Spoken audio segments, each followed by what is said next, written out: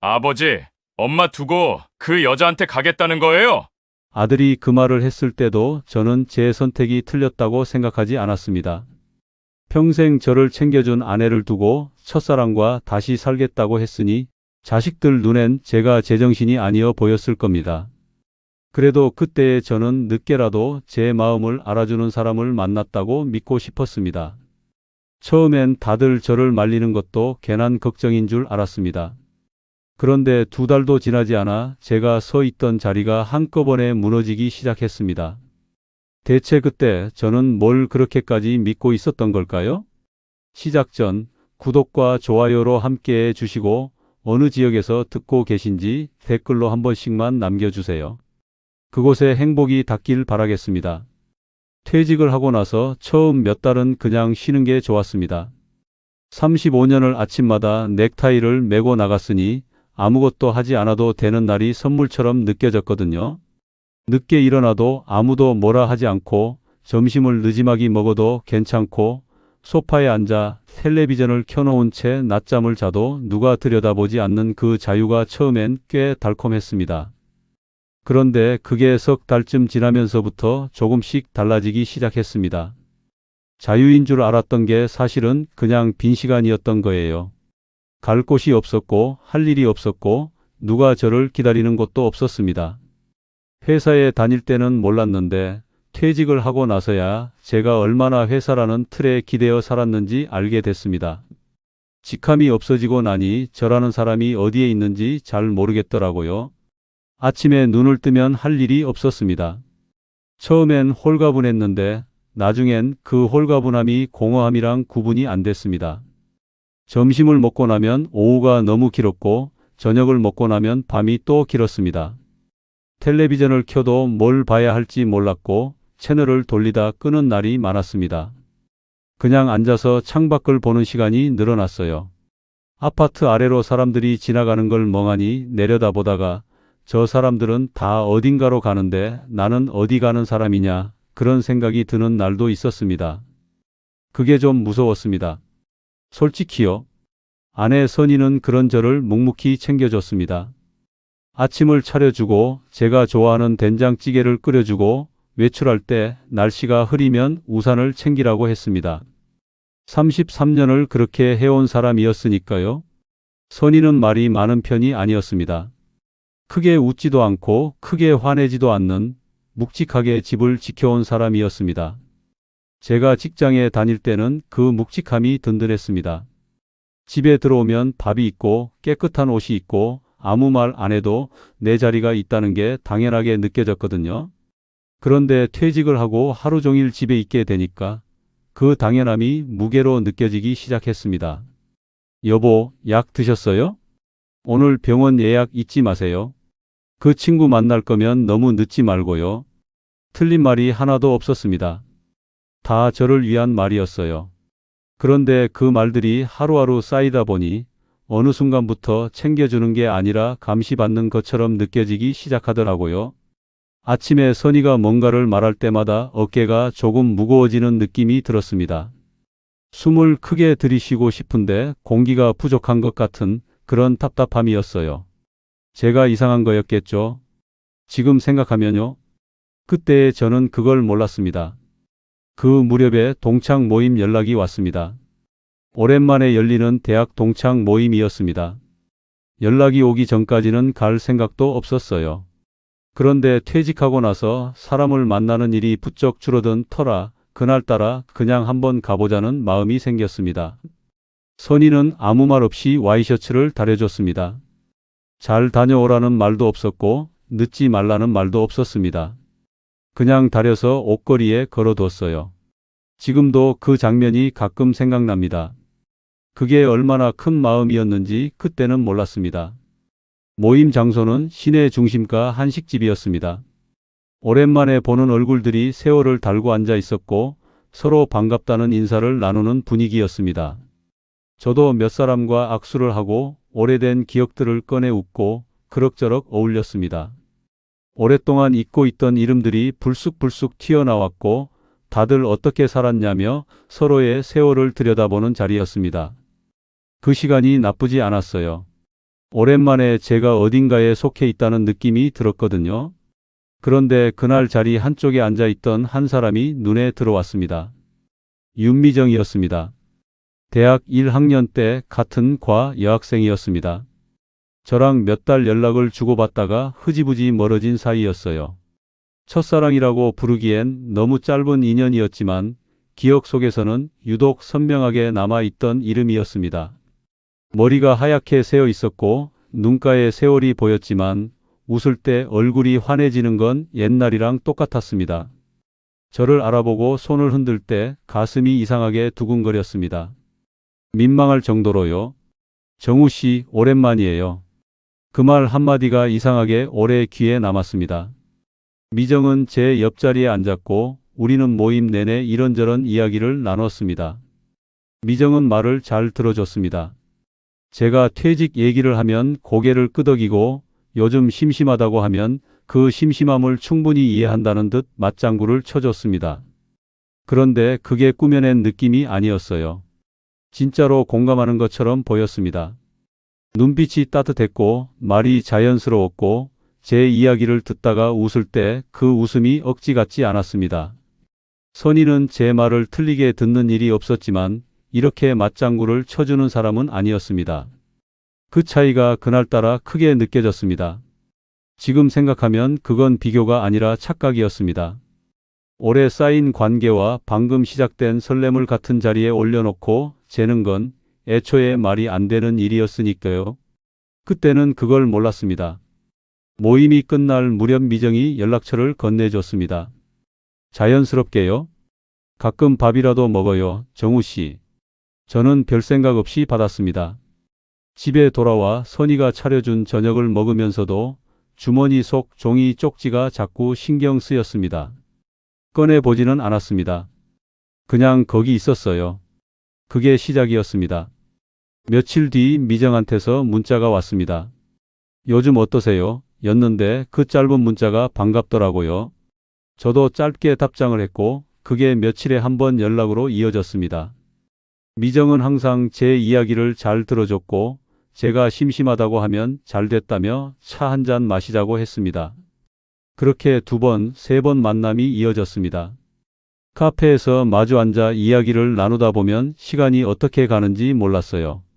미정은 제 이야기를 들을 때 메모를 하기도 했습니다.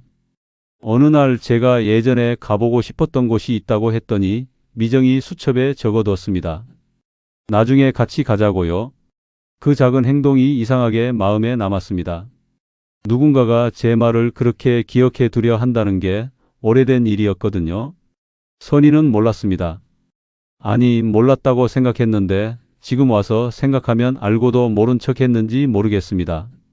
선희는 그런 사람이었으니까요. 미정을 만나고 집에 오면 집이 더 무겁게 느껴졌습니다. 미정이랑 있을 때 훨씬 편하다는 느낌이 계속 들었고 그게 그냥 느낌이 아니라 뭔가 의미 있는 신호처럼 보이기 시작했습니다. 터무니없는 착각이었는데 그걸 착각이라고 알아채는데 저는 한참이 걸렸습니다. 어느 날 미정이 말했습니다. 정우 씨, 우리 이 나이에 왜 이렇게 눈치 보면서 살아야 해요? 진짜 내 사람이 누군지 이제라도 알아야 하지 않겠어요? 그 말이 가슴에 꽂혔습니다. 저는 그 말이 저를 향한 말이라고 받아들였습니다. 나이 68에 그런 말 한마디에 흔들리는 남자가 있다는 게 지금은 부끄럽지만 그때는 그 말이 오래오래 머릿속에 맴돌았습니다. 그때부터 엉뚱한 생각이 자리를 잡기 시작했습니다. 선희와 사는 이 집이 진짜 제 자리인지 아니면 그냥 오래 살아서 익숙해진 자리인지 구분이 안 됐습니다. 미정이랑 있을 때 훨씬 편하다는 느낌이 계속 들었고 그게 그냥 느낌이 아니라 뭔가 의미 있는 신호처럼 보이기 시작했습니다. 지금 와서 생각하면 그건 신호가 아니라 착각이었습니다.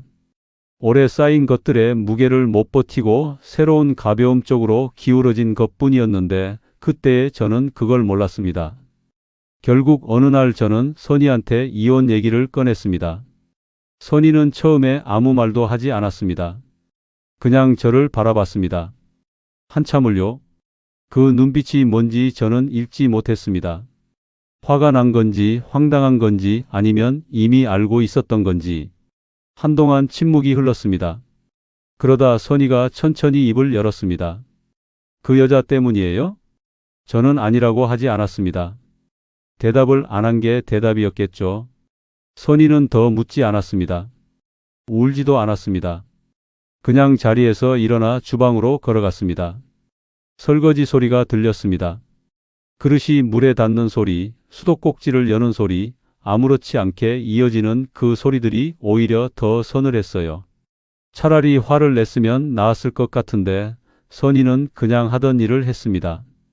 33년을 그렇게 살아온 사람이었으니까요. 그 뒷모습을 보면서 저는 아무 말도 하지 못했습니다. 아들 현수한테 연락이 온 건 며칠 뒤였습니다. 선희가 말한 모양이었습니다. 현수는 전화로는 안 되겠다 싶었는지 직접 왔습니다. 현관문을 들어서자마자 표정이 굳어 있었어요. 아버지, 엄마 두고 그 여자한테 가겠다는 거예요? 저는 말문이 막혔습니다. 현수의 눈빛을 마주하는 게 쉽지 않았습니다. 그래도 그때의 저는 제 선택이 틀렸다고 생각하지 않았습니다. 현수의 말이 틀린 게 아니라는 걸 알면서도 마음은 이미 다른 곳을 향하고 있었습니다. 그게 얼마나 위험한 상태였는지 그때의 저는 알지 못했습니다. 이혼 서류에 도장을 찍던 날을 지금도 기억합니다. 법원 복도는 형광등이 차갑게 켜져 있었고 대기 의자에는 저 말고도 몇 사람이 앉아 있었습니다. 다들 자기 서류를 무릎 위에 올려놓고 아래를 내려다보고 있었어요. 저도 그랬습니다. 서류 위에 적힌 선희 이름을 한참 들여다봤습니다. 33년이라는 시간이 종이 한 장 위에 정리되는 게 이런 거구나 싶었습니다. 그런데 이상하게도 그 순간에 저는 손이 떨리지 않았습니다. 지금 생각하면 그게 더 무서운 일이었습니다. 떨려야 했는데 떨리지 않았다는 게요. 선희는 그날 따로 오지 않았습니다. 위임장을 써줬다고 했습니다. 법원까지 같이 나올 이유가 없다고 했는지 아니면 그냥 오기 싫었는지 저는 묻지 않았습니다. 선희 쪽 서류는 이미 다 처리돼 있었고 저는 제 도장만 찍으면 됐습니다. 도장을 꺼내 손에 쥐었을 때 잠깐 멈칫했습니다. 딱 1초 정도였어요. 그리고 찍었습니다. 그렇게 33년이 끝났습니다. 복도를 걸어 나오면서 이상한 기분이 들었습니다. 홀가분한 것도 아니고 후련한 것도 아니고 그렇다고 슬프지도 않은 뭔지 모를 텅 빈 느낌이었어요. 엘리베이터를 타고 내려오면서 저는 그 느낌이 뭔지 생각했는데 끝내 이름을 붙이지 못했습니다. 지금도 그게 뭐였는지 모르겠습니다. 현수는 그 이후로 한동안 연락을 하지 않았습니다. 이혼 서류가 처리됐다는 걸 알게 된 날 짧은 문자 하나가 왔습니다. 아버지 선택이니까요. 그게 다였습니다. 마침표 하나가 유독 차갑게 읽혔습니다. 둘째는 애초에 연락이 없었고요. 자식들한테 뭔가를 기대하고 한 선택이 아니었지만 그 문자 한 줄이 마음 어딘가에 작게 걸렸습니다. 그냥 넘겼습니다. 그때는요. 미정과의 재혼은 서둘렀습니다. 이혼이 마무리되고 얼마 지나지 않아 미정이 말했습니다. 정우 씨, 우리 이제 뭘 기다려요? 저는 그 말이 좋았습니다. 기다릴 것 없다는 말처럼 들렸거든요. 이 나이에 절차를 따지고 시간을 재는 게 무슨 의미냐, 그냥 같이 살면 되는 거 아니냐, 그런 마음이 들었습니다. 지금 와서 생각하면 미정이 왜 그렇게 서둘렀는지 알 것 같습니다. 그런데 그때의 저는 그 서두름을 간절함으로 읽었습니다. 혼인신고를 하던 날 미정은 단정하게 차려입고 나왔습니다.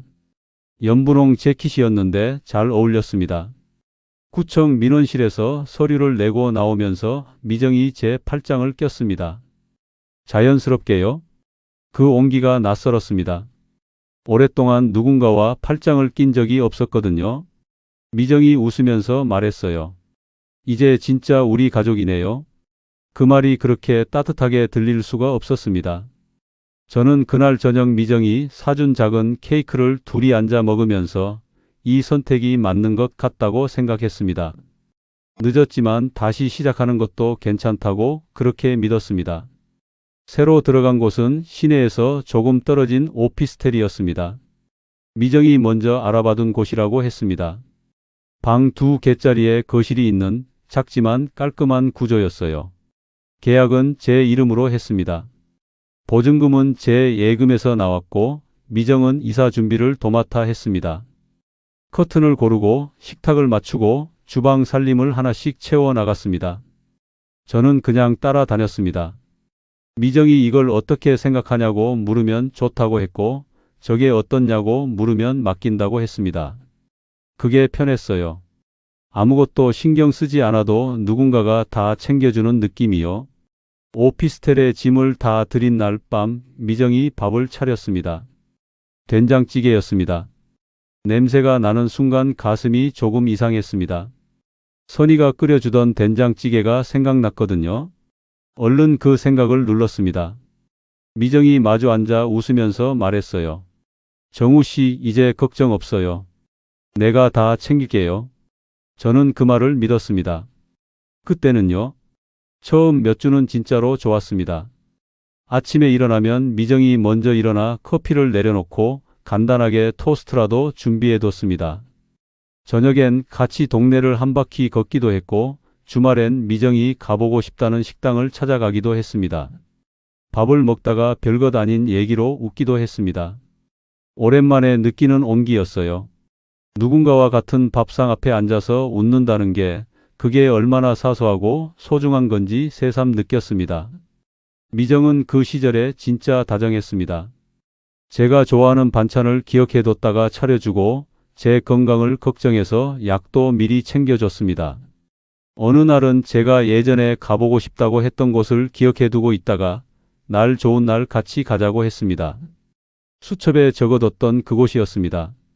저는 그걸 기억하고 있었냐고 했고 미정은 당연하죠 하고 웃었습니다. 그 웃음이 가짜였는지 진짜였는지 저는 지금도 모릅니다. 처음부터 계획이었는지 아니면 처음엔 진심이었다가 어딘가에서 달라진 건지 어느 쪽이든 결과는 같았지만 그게 궁금한 건 어쩔 수 없었습니다. 인간이 그렇잖아요. 속은 것보다 처음부터 속인 것이 더 잔인하게 느껴지니까요. 그 무렵에 미정의 말 속에 처음으로 다른 결이 섞였습니다. 재혼하고 한 달쯤 지났을 때였습니다. 저녁을 먹다가 미정이 아무렇지 않게 물었어요. 정우 씨, 퇴직금은 지금 어디 넣어놨어요? 저는 별 생각 없이 대답했습니다. 어느 은행 정기예금이라고? 만기가 언제라고요? 미정은 고개를 끄덕이며 요즘은 금리가 낮아서 그냥 두면 아깝다고 했습니다.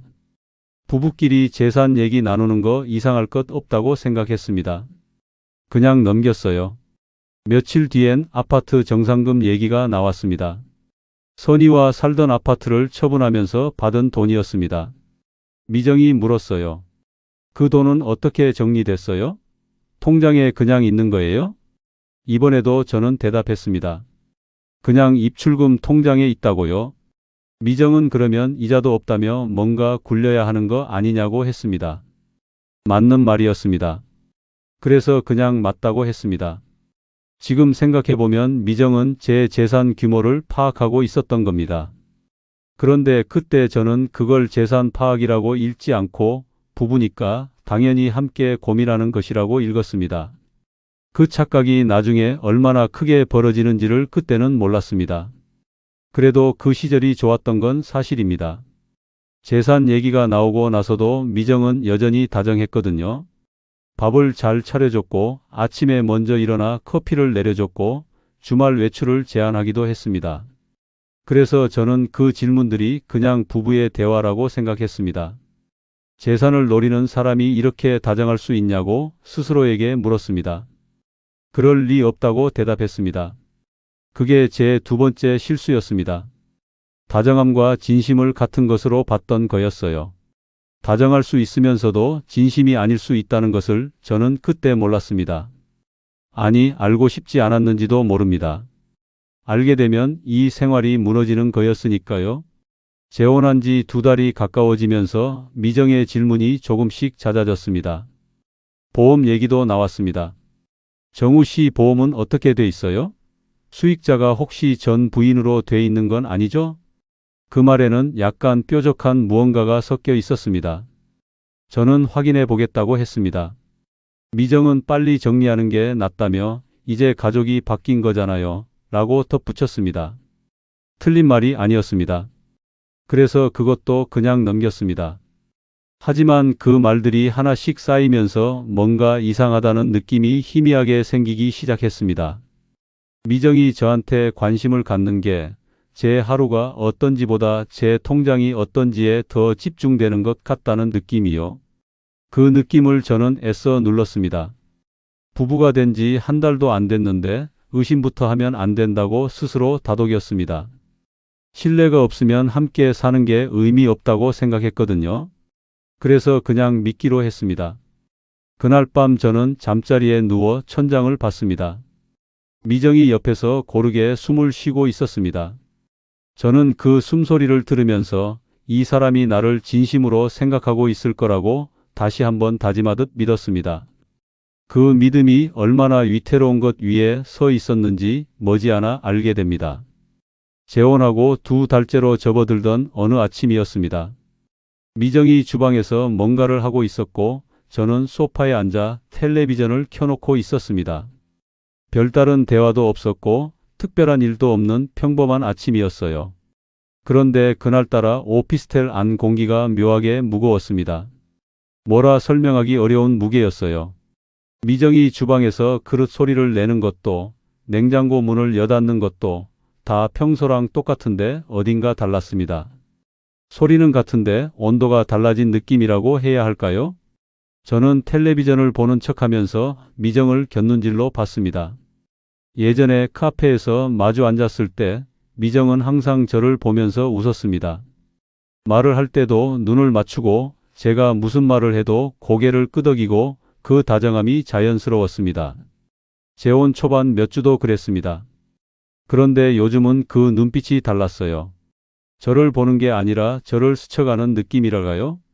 초점이 저한테 있는 게 아닌 것 같았습니다. 그냥 제 기분 탓이려니 했습니다. 처음엔요. 그런데 그게 기분 탓이 아니라는 게 하나씩 드러나기 시작했습니다. 생활비 통합 얘기가 먼저 나왔습니다. 어느 저녁 밥을 먹다가 미정이 말했습니다. 정우 씨, 우리가 각자 쓰는 게 말이 안 되잖아요. 통장 하나로 합쳐서 같이 관리해요. 저는 망설였습니다. 그게 처음으로 바로 대답을 못한 순간이었습니다. 미정은 제 표정을 읽었는지 웃으면서 말을 보탰어요. 부부끼리 돈을 따로 관리하면 어색하잖아요. 저 못 믿는 거예요? 못 믿는다고 하면 제 쪽이 이상한 사람이 되는 말이었습니다. 저는 결국 알겠다고 했습니다. 그 대답을 하면서 뭔가를 잃는 느낌이 들었습니다. 뭔지 콕 집어 말하기는 어려웠는데 뭔가가 조용히 빠져나가는 느낌이요. 그 다음 주엔 통장 비밀번호 얘기가 나왔습니다. 미정이 아무렇지 않게 말했어요. 공동으로 쓰는 통장이면 비밀번호를 내가 알아야 하지 않겠어요. 급할 때 제가 쓸 수도 있잖아요. 저는 잠깐 멈칫했습니다. 급할 때라는 말이 조금 걸렸거든요. 어떤 경우가 급한 건지 묻고 싶었지만 묻지 않았습니다. 부부끼리 그걸 따지는 게 소심하게 보일 것 같아서요. 결국 알려줬습니다. 미정은 고맙다는 말도 없이 자연스럽게 받아 적었습니다. 그 자연스러움이 오히려 이상했습니다. 뭔가를 받은 사람 같지 않고 당연히 가져갈 것을 가져간 사람 같았거든요. 그 다음 주엔 보험 수익자 변경 서류가 식탁 위에 놓여 있었습니다. 미정이 출력해서 올려둔 거였습니다. 제가 들어오자 미정이 옆에서 말했습니다. 보험 정리해야 한다고 했잖아요. 여기 서명만 하면 돼요. 이미 다 채워져 있었습니다. 수익자 이름도 관계도 저는 서명만 하면 되는 상태였어요. 저는 서류를 들고 한참 들여다봤습니다. 미정이 옆에서 기다렸습니다. 재촉하지는 않았는데 기다리는 분위기 자체가 압박이었습니다. 이거 꼭 지금 해야 해요? 제가 그렇게 물었더니 미정이 고개를 갸웃하며 말했습니다. 이제 와서 왜 그래요? 부부면 당연한 거잖아요. 혹시 전 부인 생각이 나서 그래요? 그 말이 급소를 찌르듯 들어왔습니다. 저는 아니라고 했고 서류에 서명을 했습니다. 펜을 내려놓으면서 손끝이 조금 차가웠습니다. 그냥 그랬어요. 그런데 이상한 건 서명을 하고 난 뒤에도 미정은 다시 다정해졌다는 겁니다. 저녁을 잘 차려줬고 제가 좋아하는 음식이 반찬으로 올라왔습니다. 자기 전에 내일 날이 좋으면 근처 공원 산책 가자고 했습니다. 저는 그 다정함에 다시 마음이 풀렸습니다. 낮에 느꼈던 불편함이 과민 반응이었나 싶기도 했어요. 그래서 또 넘겼습니다. 지금 와서 생각하면 그게 미정의 방식이었습니다. 원하는 걸 얻고 나면 다시 다정해지는 것. 그 패턴을 저는 한참 동안 눈치채지 못했습니다. 요구가 있을 때 긴장감이 생기고 요구가 채워지면 다시 온화해지는 그 리듬에 저는 그냥 실려갔습니다. 파도에 쓸려가면서도 헤엄치고 있다고 생각하는 사람처럼요. 그 무렵부터 미정의 아들이 자주 들르기 시작했습니다. 미정한테 아들이 있다는 건 처음부터 알고 있었습니다. 30대 중반이라고 했고 따로 산다고 했습니다. 재혼 초반에 한 번 인사를 했는데 그때는 그냥 반갑다고 악수를 하고 끝이었습니다. 말수가 적은 편이었고 인상이 나쁜 사람은 아니었어요. 그냥 평범해 보였습니다. 그런데 2달이 가까워지면서 그 아들이 눈에 띄게 자주 나타나기 시작했어요. 처음엔 그냥 어머니 얼굴 보러 온다고 했습니다. 주말에 한 번씩 들르더니 어느 순간부터 평일에도 왔습니다. 올 때마다 미정이랑 뭔가를 나눴는데 제가 거실에 있으면 목소리를 낮췄습니다. 자연스럽게요? 그게 걸렸습니다. 제가 없을 때 하는 얘기가 따로 있다는 느낌이요. 어느 날은 미정이랑 나란히 앉아 계산기를 두드리고 있었습니다. 제가 안방에서 거실로 나오자 둘 다 화면을 덮었습니다. 너무 자연스러워서 오히려 이상했습니다. 미리 약속이라도 한 것처럼요. 뭐 봐요? 제가 물었더니 미정이 웃으면서 말했습니다. 아들이 재테크 얘기해줘서요. 요즘 좋은 상품이 있다고. 저는 그렇군요 했습니다. 더 묻지 않았습니다. 그런데 아들이 가고 나서 미정이 슬쩍 말을 꺼냈어요. 정우 씨, 그 아파트 정상금 있잖아요. 그냥 놀리면 아깝지 않아요? 우리 아들이 좋은 방법 알고 있다는데 한번 들어봐요. 저는 괜찮다고 했습니다. 당장 쓸 데도 없고 그냥 두겠다고요? 미정은 그 순간 표정이 아주 잠깐 굳었습니다. 금방 풀렸지만 저는 봤습니다. 그 찰나의 표정을요. 실망인지 당혹인지 구분하기 어려웠지만 제가 원하던 대답을 못 들었을 때 나오는 얼굴이었습니다. 그날 이후로 아들은 더 자주 왔습니다. 올 때마다 저한테 말을 걸었는데 말 걸어오는 방식이 묘했습니다. 처음엔 날씨 얘기나 건강 얘기로 시작해서 슬며시 돈 얘기로 흘러들어왔어요. 어머니랑 새 출발하시는 거잖아요. 자산 정리를 깔끔하게 해두셔야 나중에 편하지 않겠어요? 나중에 편하다는 말이 무슨 뜻인지 그때는 구체적으로 생각하지 않았습니다. 그냥 또 넘겼어요. 저는 그때 참 많은 것들을 그냥 넘기고 있었습니다. 오피스텔 안에서도 제 자리가 조금씩 줄어들고 있었습니다. 처음에 이사 올 때 제 짐을 넣어뒀던 작은 방이 어느 날부터 미정 아들이 오면 사용하는 공간이 됐습니다.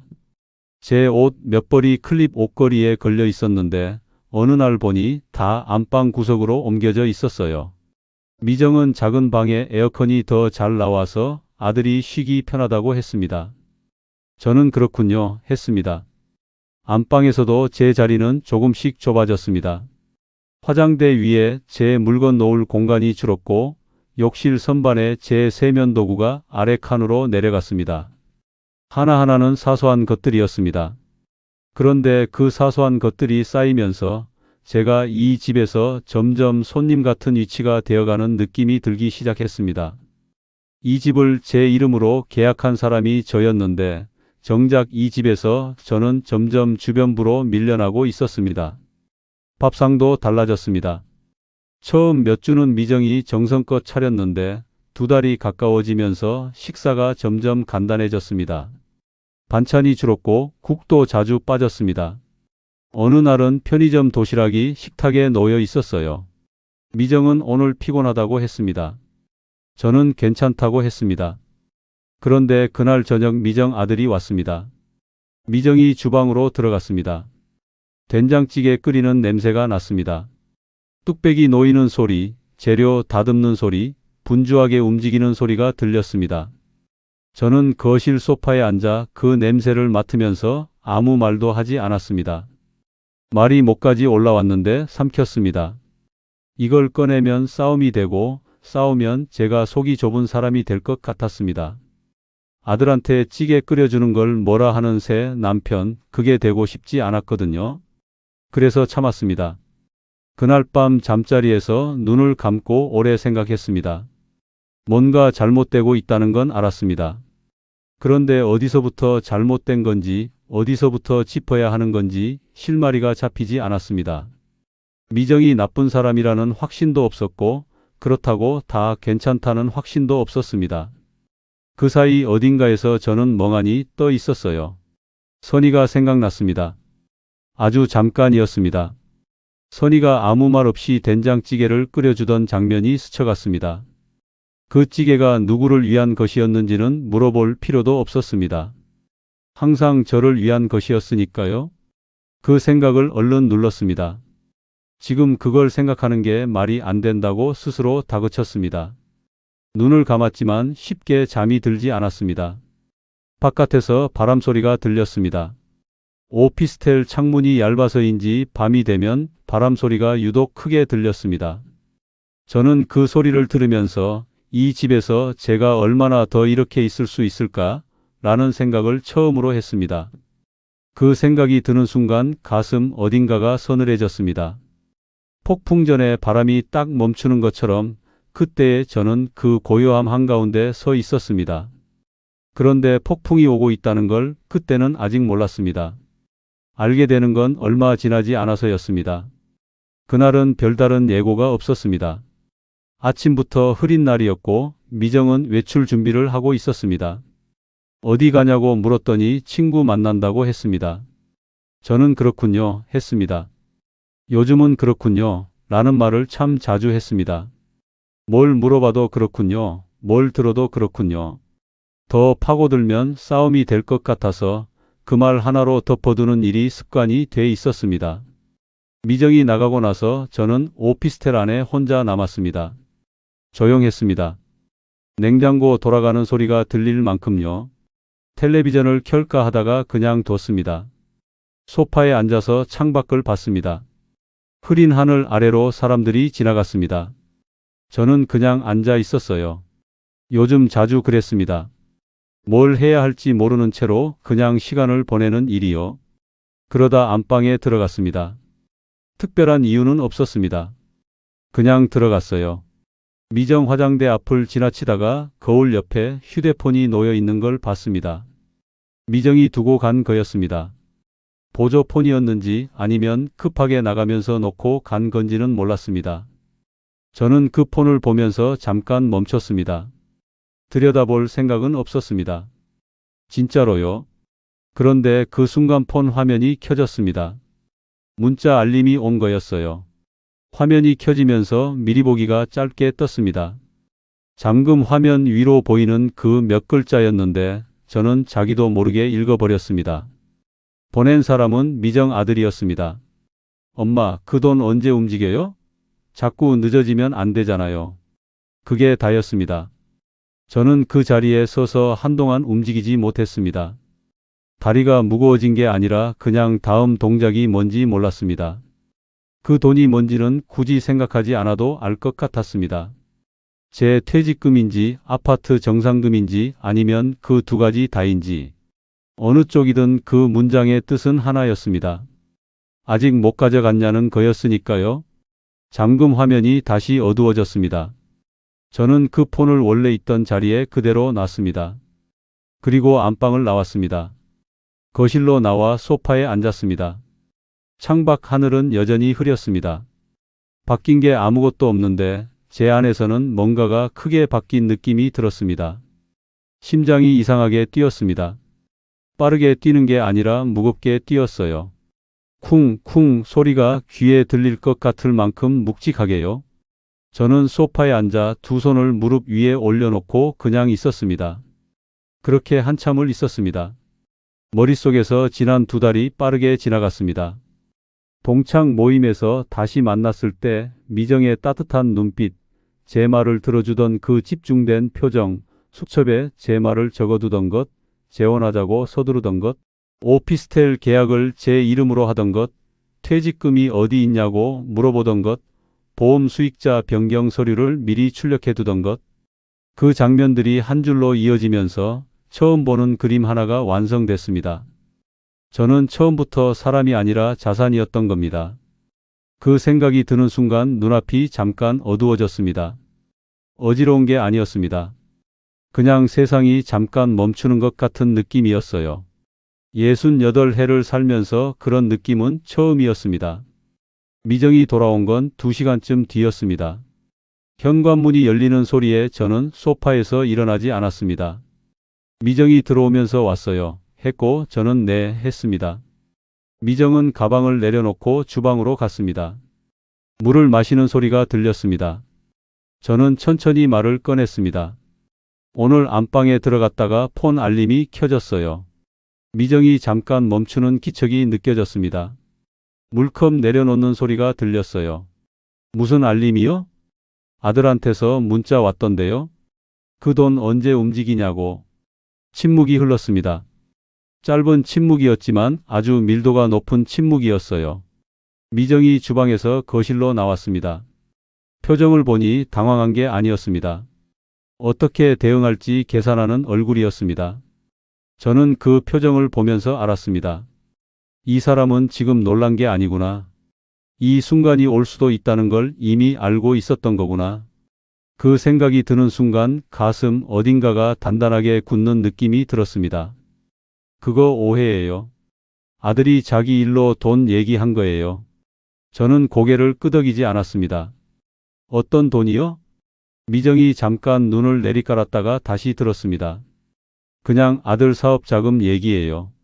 나한테 빌려달라는 거 있었거든요. 저는 그 말을 듣고 잠시 생각했습니다.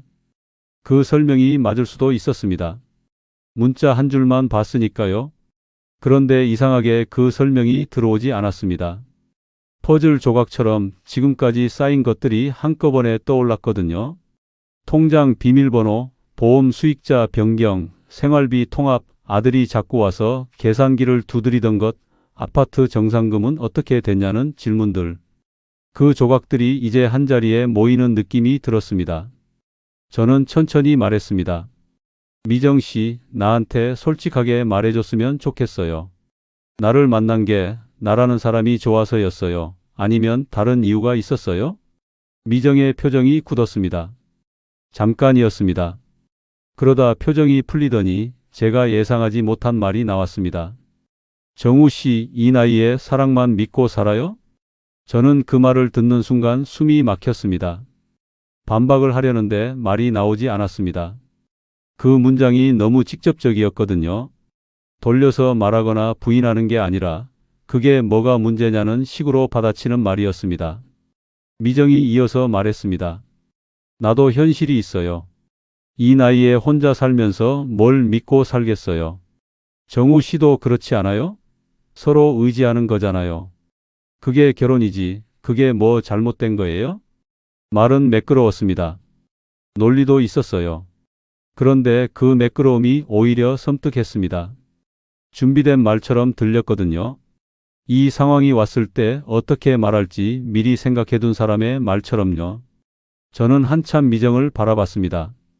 동창 모임에서 처음 다시 봤을 때의 그 얼굴이 겹쳤습니다.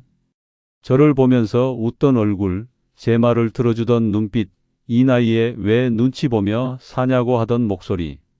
그게 다 계산된 것이었는지 아니면 처음엔 진심이었다가 어딘가에서 달라진 건지 저는 알 수 없었습니다.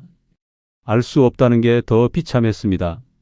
속았는지 아닌지조차 확인할 수 없다는 게요. 그 불확실함이 분노보다 더 깊은 곳에서 저를 무너뜨렸습니다. 화가 나면 뭔가를 할 수 있는데 허탈하면 아무것도 할 수가 없거든요. 목이 잠겼습니다. 저는 더 말을 잇지 않았습니다.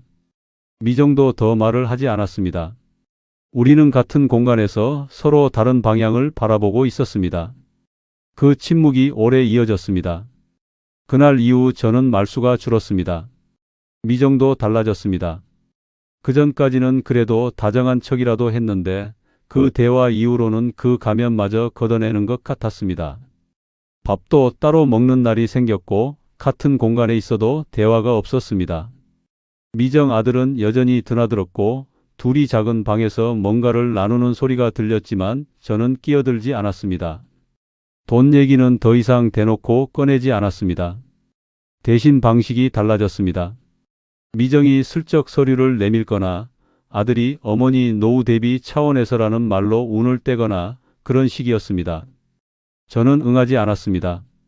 모른 척하거나 생각해 보겠다고 하거나 요즘 몸이 좋지 않다는 핑계를 댔습니다. 그러면서도 이미 넘어간 것들이 자꾸 머릿속에서 걸렸습니다. 비밀번호, 보험 수익자, 통합된 생활비 통장. 제가 아무렇지 않게 내준 것들이었습니다. 부부니까 당연하다고 생각하면서요. 그게 얼마나 아니란 생각이었는지 그제야 실감이 났습니다. 어느 날 밤 저는 혼자 은행 앱을 열어봤습니다. 잔액을 확인했습니다. 생활비 명목으로 빠져나간 돈이 생각보다 많았습니다. 딱 잘라 이상하다고 할 수준은 아니었지만 제가 쓴 것치고는 많았습니다. 공과금, 식비, 생활용품이라고 하기엔 숫자가 조금 컸어요. 언제 어디서 빠져나갔는지 내역을 하나씩 봤습니다. 대부분 미정이 쓴 것들이었습니다. 저는 앱을 닫았습니다. 다시 열었다가 또 닫았습니다. 손이 조금 떨렸어요. 화가 나서 떨린 건지 두려워서 떨린 건지 그때는 구분이 안 됐습니다. 그날 밤 처음으로 이 결혼을 끝내야 한다는 생각을 했습니다. 아직 확신은 아니었습니다. 그냥 생각이었습니다. 그런데 그 생각이 머릿속에 들어오자마자 바로 다음 생각이 따라왔습니다. 그러면 나는 어디로 가나? 선희와 살던 집은 이미 팔렸고 자식들은 차갑게 돌아섰고 다시 돌아갈 자리가 없었습니다.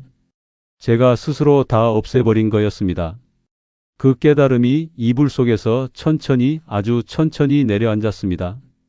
그게 제가 이 결혼에서 처음으로 진짜 혼자가 된 밤이었습니다.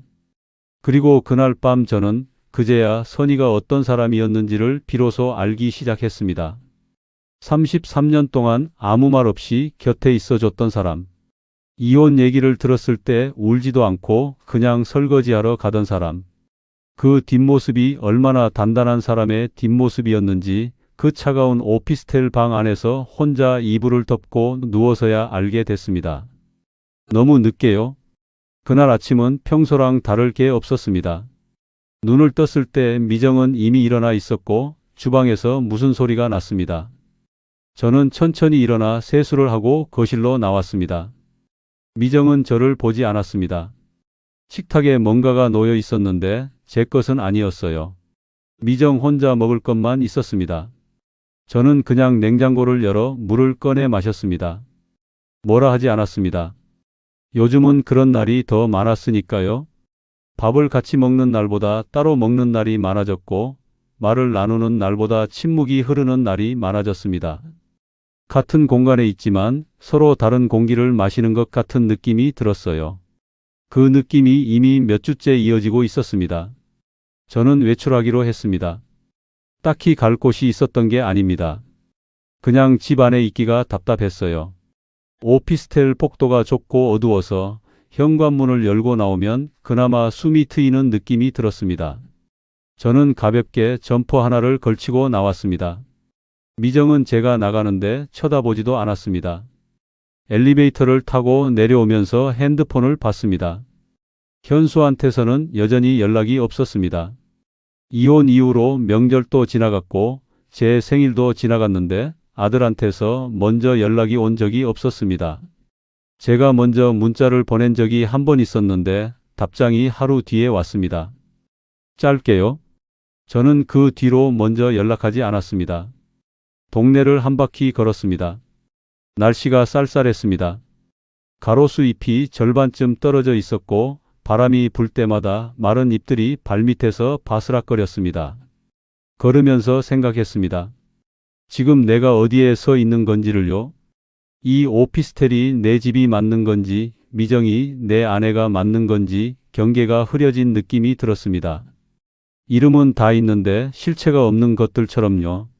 벤치에 앉아서 오가는 사람들을 한동안 봤습니다. 다들 어딘가로 가고 있었습니다. 장을 보러 가는 사람, 아이 손을 잡고 걷는 사람, 이어폰을 꽂고 뛰는 사람. 저는 거기 앉아서 갈 곳을 생각했는데 딱히 떠오르는 곳이 없었습니다. 갈 곳이 없는 게 아니라 가고 싶은 곳이 없는 거였습니다.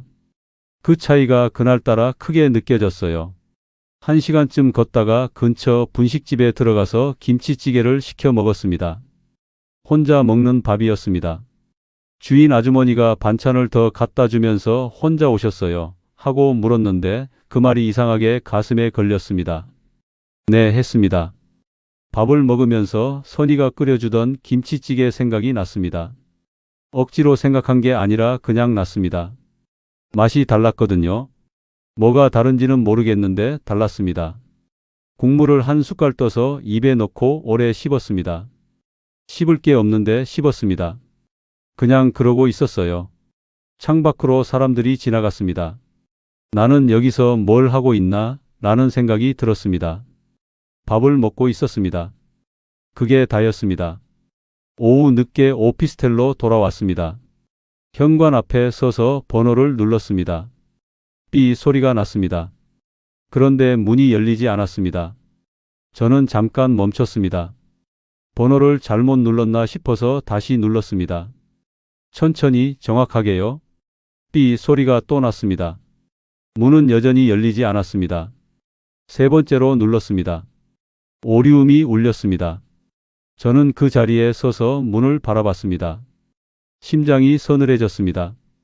비밀번호가 바뀐 거라는 걸 세 번째 오리움이 울리는 순간 알았습니다. 알고 싶지 않았는데 알게 됐습니다.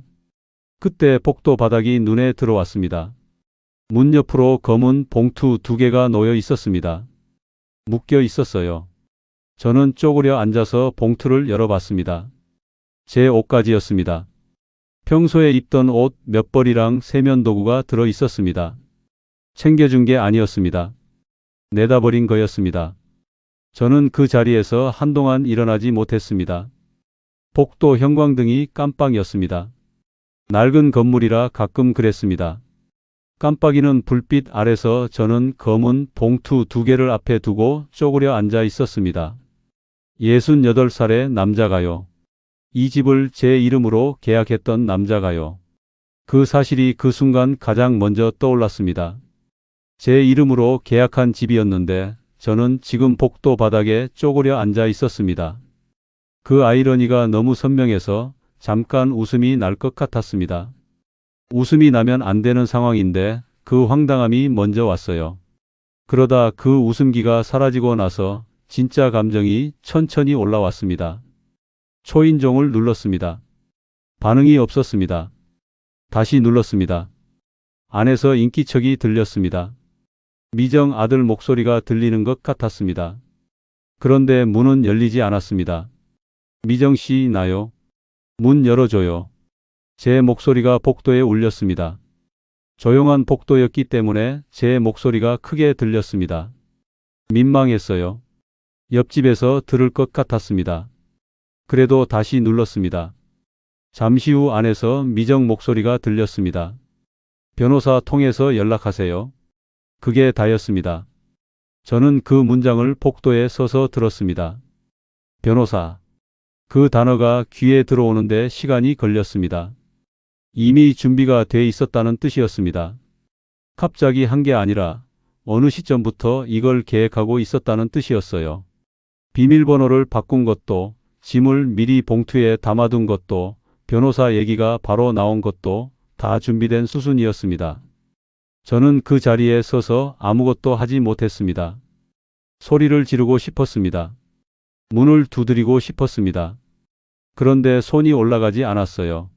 몸이 말을 듣지 않는 게 아니라 이미 이 싸움이 끝났다는 걸 몸이 먼저 알고 있는 것 같았습니다. 소리를 질러봤자, 문을 두드려봤자 달라지는 게 없다는 걸요. 검은 봉투 2개를 양손에 들었습니다. 묵직했습니다. 제 33년 결혼 생활이 담긴 짐이 아니었습니다. 겨우 2달 살다 나오는 짐이었습니다. 그런데 그 2달이 얼마나 무거운 시간이었는지 봉투를 들어 올리는 순간 온몸이 알았습니다. 엘리베이터를 탔습니다. 문이 닫히는 순간 저는 혼자였습니다. 엘리베이터 안거울에 제 얼굴이 비쳤습니다. 오래 들여다봤습니다. 낯선 얼굴이었습니다.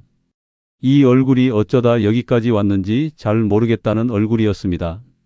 머리가 많이 새어 있었습니다. 눈가 주름이 깊었습니다. 68이라는 나이가 그제야 실감이 났습니다. 건물 밖으로 나왔습니다. 바람이 불었습니다. 아까보다 더 차가운 바람이었어요. 봉투 2개를 든 채로 저는 잠깐 그 자리에 섰습니다. 어디로 가야 할지 몰랐습니다. 진짜로요. 갈 곳이 없었습니다. 선희와 살던 아파트는 이미 팔려서 다른 사람이 살고 있었습니다. 현수는 연락이 닿을 것 같지 않았습니다. 오래된 친구 몇 명이 떠올랐는데 이 꼴을 보이고 싶지 않았습니다. 발이 움직이지 않았습니다. 그냥 거기 서 있었어요. 바람이 다시 불었습니다. 봉투가 흔들렸습니다. 저는 봉투를 꽉 쥐고 오피스텔 건물을 한번 올려다봤습니다. 몇 층인지 세어봤습니다. 미정이 있는 층이 어딘지 알았습니다. 불이 켜져 있었습니다. 그 불빛이 그냥 불빛인데 왜 그렇게 차갑게 보이는지 몰랐습니다. 고개를 돌렸습니다. 그리고 걸었습니다. 근처 모텔에 들어갔습니다. 프런트 직원이 아무 표정 없이 키를 줬습니다. 방에 들어가 봉투를 바닥에 내려놓고 침대에 앉았습니다. 방이 작고 천장이 낮았습니다. 형광등이 밝았어요. 저는 불을 끄고 싶었는데 리모컨이 어딘지 몰라서 그냥 뒀습니다. 핸드폰을 꺼냈습니다. 은행 앱을 열었습니다. 잔액을 확인했습니다. 퇴직금이 들어있던 계좌였습니다. 숫자를 보는 순간 눈앞이 흐려졌습니다. 생각보다 훨씬 많이 빠져나가 있었습니다. 생활비 명목으로 이것저것 명목으로 몇 달 사이에 상당한 금액이 사라져 있었습니다. 아파트 정상금이 들어있던 통장도 열어봤습니다. 거기도 마찬가지였습니다. 핸드폰을 내려놓았습니다. 천장을 봤습니다. 형광등이 눈에 바로 들어와서 눈이 시렸습니다. 그래도 계속 봤습니다. 눈이 시린 것보다 다른 데가 더 시렸으니까요. 그때 선희 생각이 났습니다. 억지로 떠올린 게 아니었습니다. 그냥 왔습니다. 선희가 아침마다 약을 챙겨주던 것, 외출할 때 우산 챙기라고 하던 것, 이혼 얘기를 꺼냈을 때 울지도 않고 주방으로 걸어가던 뒷모습. 그 장면들이 필름처럼 지나갔습니다. 그 뒷모습이 마지막이었습니다. 그게 제가 33년을 함께한 사람의 마지막 모습이었습니다. 화를 내거나 울거나 붙잡거나 하지 않고 그냥 설거지를 하러 간 뒷모습. 그 사람이 얼마나 단단한 사람이었는지 그 뒷모습 하나가 다 말해주고 있었는데 저는 그때 그걸 몰랐습니다. 모텔방 침대에 누워서 눈을 감았습니다. 잠이 오지 않았습니다. 당연했습니다. 머릿속이 너무 시끄러웠어요. 후회인지 분노인지 자책인지 구분도 안 되는 것들이 뒤엉켜서 계속 올라왔습니다. 그걸 하나씩 정리하려고 해봤는데 정리가 안 됐습니다. 그냥 누워 있었습니다. 새벽이 됐습니다. 창문 밖에서 차 소리가 가끔 들렸습니다. 저는 그 소리를 들으면서 오늘 아침까지만 해도 제게 집이라고 부를 수 있는 곳이 있었는데 지금은 없다는 사실을 천천히 받아들이고 있었습니다. 다 제가 만든 일이었습니다. 선의를 버린 것도, 미정을 믿은 것도, 돈을 내준 것도, 비밀번호를 알려준 것도, 서류에 서명한 것도. 하나하나 따져보면 다 제가 한 일이었습니다. 누가 억지로 시킨 게 아니었습니다. 저 스스로 골라서 저 스스로 결정한 것들이었습니다. 그 사실이 가장 무거웠습니다. 남을 탓하면 그나마 덜 아플 텐데 따져보면 다 제 탓이었습니다. 그게 그 새벽에 모텔방 침대에 누워서 제가 도달한 결론이었습니다. 날이 밝아오기 시작할 무렵 저는 현수한테 문자를 보냈습니다. 아버지다. 잠깐 볼 수 있겠니? 답장은 한참 뒤에 왔습니다. 무슨 일이에요? 물음표가 없는 문장이었습니다. 물어보는 게 아니라 확인하는 말이었습니다. 저는 짧게 답했습니다. 미정이랑 끝났다고 지금 갈 데가 없다고요. 현수의 답장은 다시 한참 뒤에 왔습니다. 알겠어요. 말줄임표도 없었습니다. 딱 3글자였습니다. 그 3글자 안에 얼마나 많은 말이 들어있는지 저는 알았습니다. 실망, 피로, 그래도 아버지니까. 그 3가지가 3글자 안에 다 들어있었습니다. 저는 핸드폰을 내려놓고 다시 천장을 봤습니다. 이제 수습을 해야 했습니다. 남은 돈을 지키는 것, 법적으로 정리하는 것, 당장 머물 곳을 찾는 것, 해야 할 일들이 있었습니다. 그런데 그 일들을 생각하기 전에 저는 잠깐 그냥 있고 싶었습니다. 아무것도 하지 않고 그냥 이 방 안에서 제가 얼마나 큰 실수를 했는지를 온전히 느끼고 싶었습니다. 모텔 방 창문으로 아침 빛이 들어오기 시작했습니다. 그 빛이 차갑게 느껴졌습니다. 따뜻한 아침 빛이었는데 저한테는 차가웠습니다. 오늘 하루를 어떻게 시작해야 하는지, 어디서부터 무엇을 해야 하는지 아무것도 보이지 않는 아침이었습니다. 그게 그날 아침의 전부였습니다. 현수네 집에 신세를 진 건 사흘이었습니다. 현수는 작은 아파트에 살고 있었습니다. 방 2개짜리였는데 작은 방에 이불을 깔아줬습니다. 아무 말 없이 깔아줬어요. 고맙다는 말을 하려는데 현수가 먼저 방을 나가버려서 저는 그 말을 이불 위에 앉아서 혼자 삼켰습니다. 며느리는 저를 보면 짧게 인사를 하고 자리를 피했습니다. 어색한 게 당연했습니다. 저도 어색했고요. 첫날 밤 현수가 방문을 열고 들어왔습니다. 아무 말 없이 들어와서 제 맞은편에 앉았습니다. 저도 아무 말을 하지 않았습니다. 한동안 그렇게 있다가 현수가 먼저 입을 열었습니다.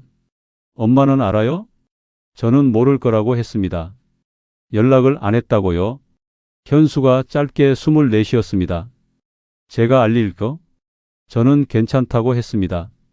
선이가 알 필요 없다고요? 현수가 저를 봤습니다. 그 눈빛이 뭔지 읽기가 어려웠습니다. 안타까운 건지 한심한 건지 아니면 그 둘 다인지. 아버지, 엄마가 얼마나 힘드셨는지 알아요? 저는 대답을 못했습니다. 아무 말도 안 하고 그냥 다 받아내셨어요. 이혼 서류도 아파트 처분도. 한 번도 아버지 붙잡거나 뭐라 안 하셨잖아요. 알고 있었습니다. 아는데 말이 나오지 않았습니다. 현수가 일어서면서 마지막으로 한마디를 했습니다. 이제 와서 어떻게 할 생각이에요? 물음이 아니었습니다. 그냥 던져놓고 나간 말이었습니다. 저는 그 말을 방 안에 혼자 남아 받아냈습니다. 이제 와서 어떻게 할 생각이냐고. 그 말에 대한 답을 저는 그날 밤 내내 찾지 못했습니다. 미정과의 이혼 절차는 변호사를 통해 진행됐습니다. 현수가 연결해준 변호사였습니다. 처음 상담을 받으러 갔을 때 변호사가 서류들을 훑어보더니 조심스럽게 말했습니다. 이미 빠져나간 돈은 되찾기가 쉽지 않다고요. 명목이 생활비였고 제가 직접 통장 비밀번호를 알려준 거였고 보험 수익자 변경도 제가 서명한 거였으니까요. 법적으로 따져보면 강제로 가져간 게 아니라는 거였습니다. 그 말을 듣는 동안 귀가 먹먹했습니다. 제가 스스로 내어준 거라는 말이었습니다. 속은 게 맞는데 법적으로는 제가 준 거라는 뜻이었습니다. 그 차이가 얼마나 잔인한지 그 자리에서 실감했습니다. 변호사가 서류를 정리하는 소리가 들렸습니다. 저는 그냥 앉아 있었습니다. 재혼한 지 2달 만에 다시 이혼 서류를 받았습니다. 서명을 하면서 33년 만에 처음 이혼 서류를 받았던 날이 겹쳤습니다. 그때는 손이 떨리지 않았는데 이번엔 달랐습니다. 손이 떨렸습니다. 그때는 제가 선택해서 쓴 서류였고 이번엔 제가 당해서 쓰는 서류였습니다. 그 차이가 손끝에서 느껴졌습니다.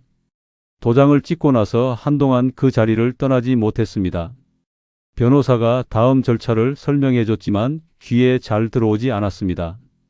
네, 알겠습니다. 하면서 고개를 끄덕였지만 사실 절반도 못 들었습니다. 그냥 앉아 있고 싶었습니다. 이 서류를 들고 나가면 또 어딘가로 가야 하는데 어디로 가야 하는지를 생각하고 싶지 않았거든요. 결국 작은 고시원을 구했습니다. 현수 내에 계속 있을 수는 없었습니다. 며칠이 지나면서 제 존재가 그 집에 부담이 된다는 게 느껴졌거든요. 현수는 내색하지 않았지만 며느리 얼굴이 조금씩 굳어가는 게 보였습니다. 저는 괜찮다고 하고 나왔습니다. 고시원 방은 작았습니다. 침대 하나랑 작은 책상이 전부였어요. 창문이 있었는데 맞은편 건물 벽이 보였습니다. 햇빛이 잘 들지 않았습니다. 저는 짐을 풀면서 이게 지금 내 자리구나 싶었습니다. 68살에 고시원이라니 라는 생각이 들었는데 그 생각에 화가 나지 않았습니다. 화가 날 자격이 있는 상황이 아니었으니까요. 며칠이 지나고 현수한테서 문자가 왔습니다. 엄마가 아버지 소식 들었어요. 저는 한동안 그 문자를 들여다봤습니다. 선이가 알게 됐다는 거였습니다. 뭐라고 했냐고 물어보고 싶었는데 물어보기가 두려웠습니다. 그냥 알겠다고만 답했습니다. 그날 밤 저는 선이한테 전화를 걸었습니다. 벨이 울렸습니다. 3번, 4번. 끊길 것 같았습니다.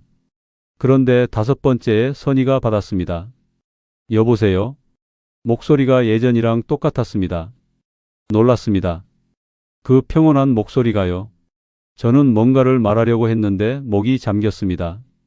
말이 나오지 않았어요. 나예요. 그게 제가 겨우 꺼낸 말이었습니다. 선이는 잠깐 침묵하다가 말했습니다. 알아요. 그 2글자에 담긴 게 너무 많았습니다. 알고 있다는 것, 기다리지 않았다는 것, 그렇다고 끊지도 않았다는 것. 저는 그 2글자를 듣고 눈이 뜨거워졌습니다. 미안해요. 제가 그 말을 꺼내는데 평생이 걸린 것 같았습니다. 선이는 또 잠깐 침묵했습니다. 그러다 말했어요. 밥은 먹고 있어요? 그 말이었습니다. 그 말에 저는 결국 울었습니다. 소리를 내지 않으려고 했는데 안 됐습니다. 33년을 함께한 사람이 이 상황에서 꺼낸 첫 마디가 밥은 먹고 있냐는 거였습니다. 화도 없고 비난도 없고 그냥 밥이었습니다. 그게 얼마나 큰 말인지 그때 처음으로 알았습니다. 전화를 끊고 나서 한동안 고시원 방 안에서 울었습니다. 소리도 없이 울었습니다. 눈물이 나오는 게 아니라 몸 안에 있던 뭔가가 빠져나가는 것 같았어요. 오래 참았던 게 한꺼번에 나오는 느낌이었습니다. 그런데 그 전화로부터 얼마 지나지 않아서 현수한테 뜻밖의 말을 들었습니다. 현수가 어느 날 짧게 전화를 했습니다. 별말 없이 안부를 묻다가 끝 무렵에 툭 말했어요. 아버지, 엄마 요즘 잘 지내세요? 저는 그 말이 위로인지 보고인지 몰랐습니다. 그냥 듣고 있었습니다. 현수가 이어서 말했습니다. 엄마 요즘 문화센터 다니세요? 수채화 배운다고 되게 좋아하시더라고요. 수채화였습니다. 저는 그 말을 듣고 잠깐 아무 말도 못했습니다. 선이가 수채화를 배운다는 게 왜 그렇게 낯설게 들리는지 몰랐습니다. 33년 동안 선이가 뭘 좋아하는지 저는 제대로 물어본 적이 없었던 거예요. 밥은 잘 차려줬고 집은 깔끔하게 유지했고 불평 한 번 크게 한 적 없는 사람이었는데 그 사람이 뭘 좋아하는지를 저는 몰랐습니다. 수채화를 배우면서 좋아한다는 그 사람을 저는 그제야 처음 보는 것 같았습니다. 현수가 덧붙였습니다. 얼굴도 좀 밝아지신 것 같아요. 전보다요. 그 말에 가슴이 먹먹해졌습니다. 아프면서도 다행이었습니다. 그 2가지가 동시에 왔습니다. 선이가 밝아졌다는 게 다행이었는데 그 밝아짐이 저 없이 가능했다는 사실이 아팠습니다. 아니, 저 없어서 가능했다는 사실이요. 그 말이 오래 머릿속에 남았습니다. 돈은 많이 잃었습니다. 변호사 비용까지 나가고 나니 처음보다 훨씬 줄어 있었습니다. 노후를 버텨줄 거라고 생각했던 돈이었는데 2달 사이에 상당 부분이 사라져 있었습니다. 다시 벌 수 있는 나이가 아니었습니다. 그 돈이 어디로 갔는지 알면서도 되찾을 수 없다는 게 밤마다 잠을 얕게 만들었습니다. 체면도 잃었습니다.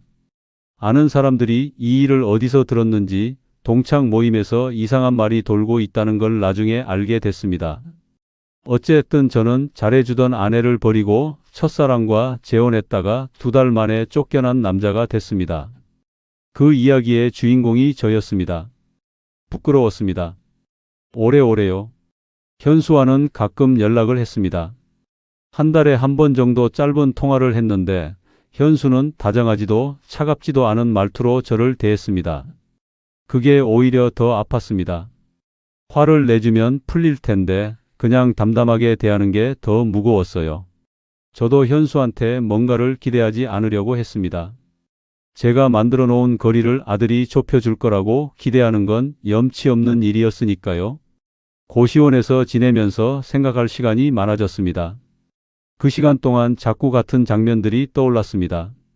선이가 와이셔츠를 다려주던 것, 약을 챙겨주던 것, 이혼 얘기를 들었을 때 설거지하러 가던 뒷모습, 미정한테서 느꼈던 설렘이 얼마나 얕은 것이었는지, 그 설렘이 사라지고 나서야 선이가 쌓아준 것들이 얼마나 두꺼운 것이었는지 알게 됐습니다.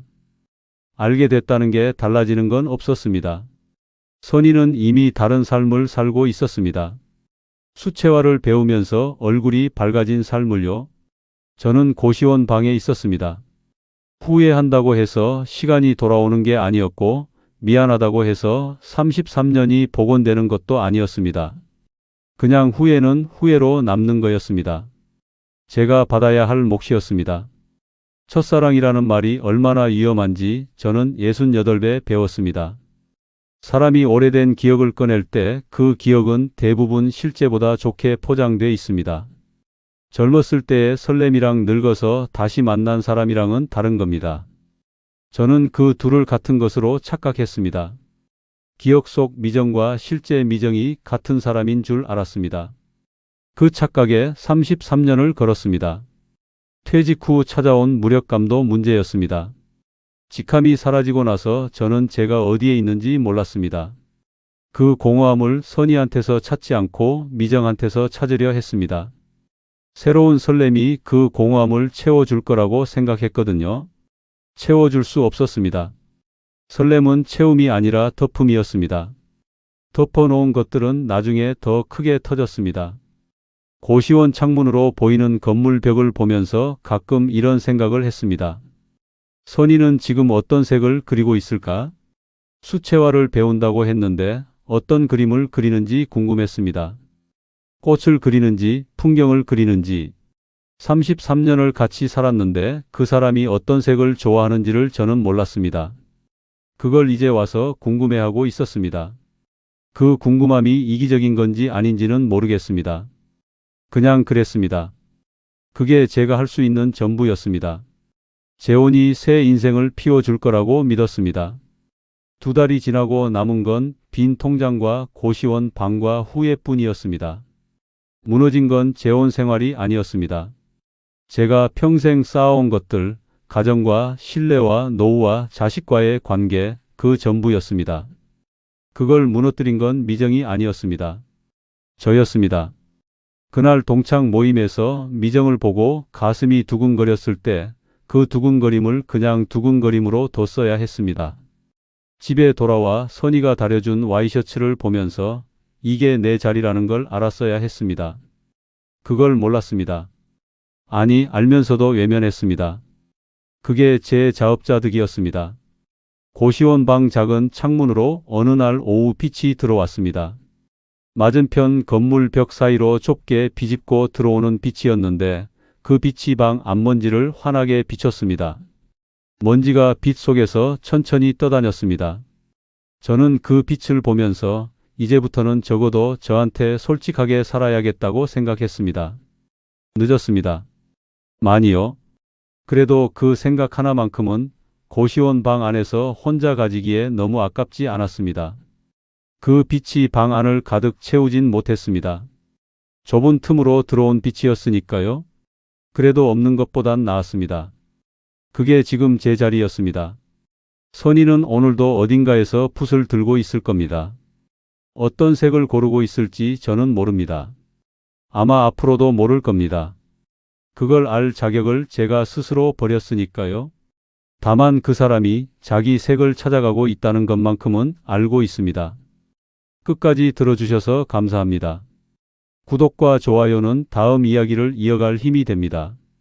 그리고 주인공에게 한 줄 응원을 댓글로 남겨주시면 그 마음까지 함께 전해두겠습니다.